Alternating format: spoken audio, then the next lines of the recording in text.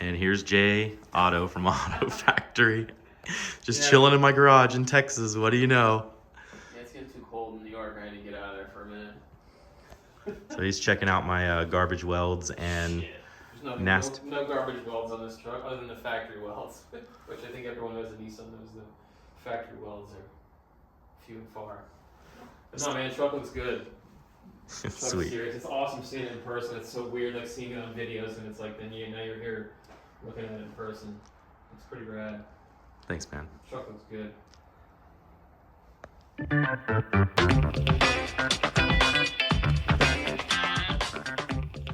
All right, so we're about to put the VQ into Chris's D21. So here's what we're starting with. It's been a long time coming. There's a CD009 VQ. Let's roll. All right, so engine fresh off the boat. It's got really low KM, right, Chris? Yes, sir. Yep. So we're gonna go ahead and retrofit in the new Wiring Specialties harness, get the flywheel clutch assembly on, get the transmission mated to this engine, and get it swapped into the truck.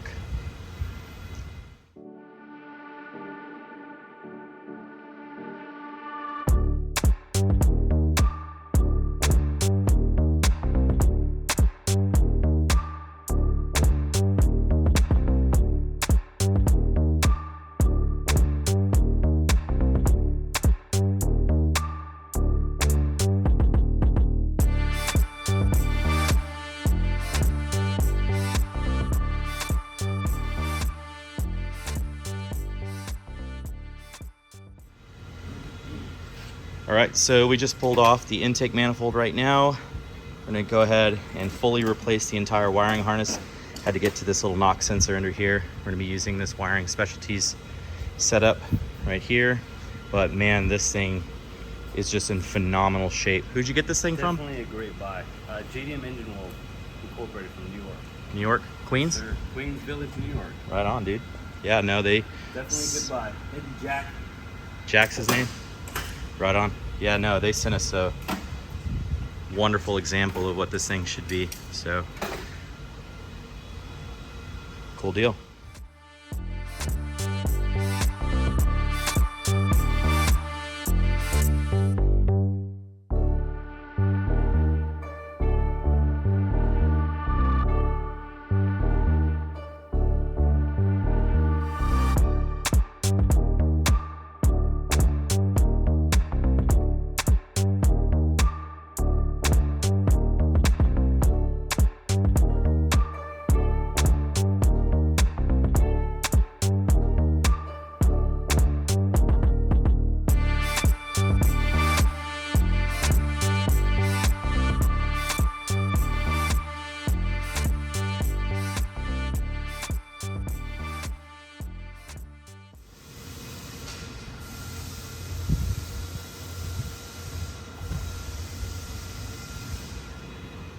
All right, so let's talk VQ real quick.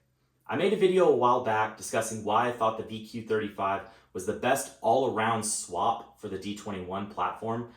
I did receive some pushback, which I knew was coming because everybody has their preconceived notions, everybody has their own biases towards things. Me personally, I like the RB series of engines. I actually have a crate engine sitting in storage right now. It's a fully built blueprinted RB30 short block with a fully built RB25 Neo head with all the oiling provisions and everything on it. It's just ready to go into a chassis that I decide.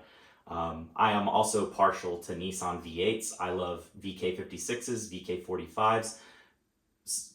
VK45s. Foreshadowing there, by the way. So if, if you want to kind of know what's coming down the pipeline. Anyway, I have my own engines that I'm very much a fan of. I think K20s are great as well.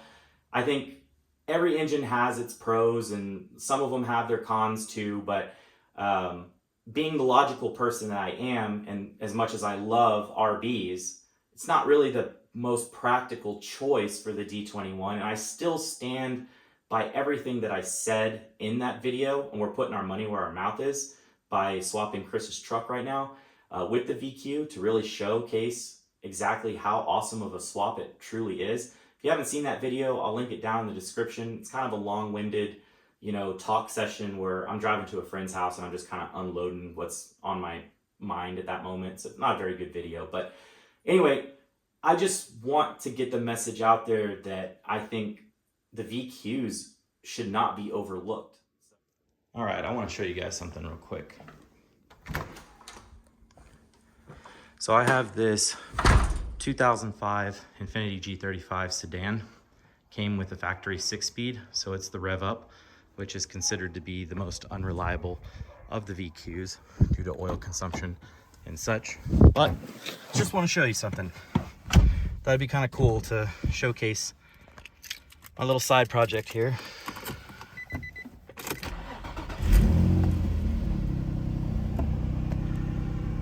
$234,246 miles on this baby.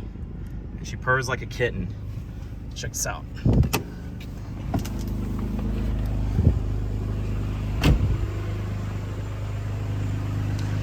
It's the factory engine. It's never been replaced. Prop this up. No weird noises. Nothing funky going on.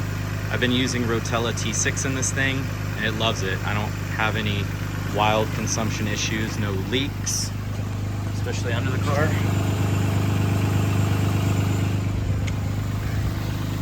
And the compression on all 6 cylinders is great.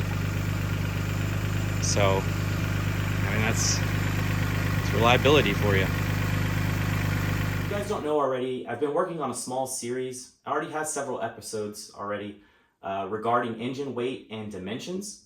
So I've done a 2JZ GTE single turbo with an R154 trans. I've done an SR20 DET with the 5-speed trans, KA24E with the 5-speed trans out of a D21, not a 240SX. I've done the VQ35DE with the 6-speed trans, CD009 trans. I've done the VH45DE with the Z32 turbo 5-speed trans and a non-turbo 5-speed trans. So in these videos, they have the weights of the engines by themselves, then the weights with the transmissions, and then the weight of the transmissions by itself, and then I have full external dimensions of everything. So that way, if you're looking to swap your car in the future, I have a whole bunch of engines that are sitting in my storage right now that I need to weigh and measure and make episodes on. And I have some friends that also have some other engines that I'd like to do as well, like some EJs, some Subaru stuff. So I want to get those in the books as well. But those are useful, definitely handy if you guys are trying to do a swap yourself, you don't have the engine yet, or you just kind of want to know what you're working with weight-wise. So those are out there. I did go ahead and stitch in some footage from some of those episodes into this video real quick so I could just show you how light the VQ35 actually is. So let's check that out. Air, good, okay.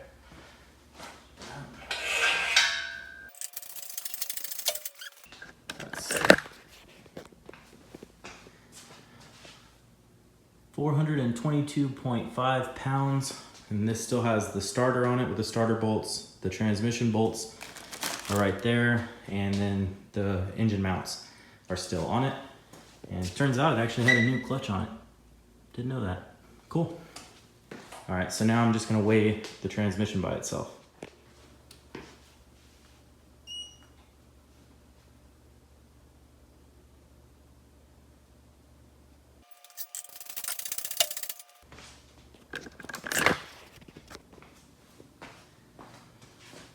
£93. It's not touching anything either. Has the throwout bearing and fork assembly, all the sensors, has the trans mount on it. Again, there's no fluid in this transmission. Hey, what's going on, guys? So we got another engine weight video here. We got a VQ35DE. Now this particular one has all of its accessories on it with the exception of the alternator. So we're gonna use this stand-in VH45 one. You know, the weights should be close enough to the same to give you a general idea. So yeah, like I said, it has the AC compressor on it, power steering pump. We got the water pump accessory right there, and then at least the bracket for the alternator. We have manifolds on it, clutch, flywheel, you know, basically the complete engine here, so it should be good for a weight. So let's get the scale. Hopper on. Just a hair, so there's no weight. And the straps are just negligible weight. We're not gonna tear it for the straps. Okay, 0.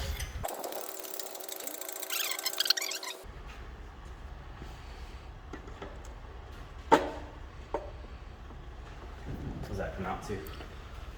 438. So 438 pounds with the alternator, and let's pop off this AC compressor because a lot of people that are doing this swap, they're probably not going to run AC.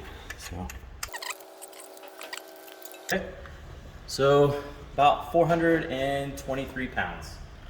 Now we're going to lower the engine and weigh the transmission by itself.